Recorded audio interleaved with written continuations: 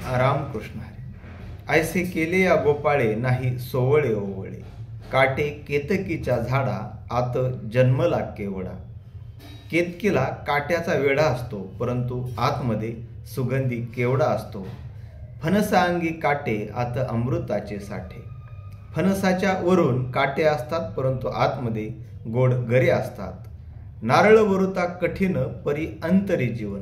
नारळ वरून दिसायला कठीण असला तरी आत गोड पाणी असते, खोबरं असतं. तसं साधूंचं हृदय हे निर्मळ असतं, प्रेमळ असतं, बोधाने भरलेलं असतं. आणि शेवटी म्हणतात, शेक मद अविंद त्यांचे हृदयी गोविंद. एका ओवीतून ते म्हणतात, नारळ कठीण दिसे बाहेर, भीतरी खोबरे अरुवार, तैसे साधूचे अंतर बोधे ओसंडले.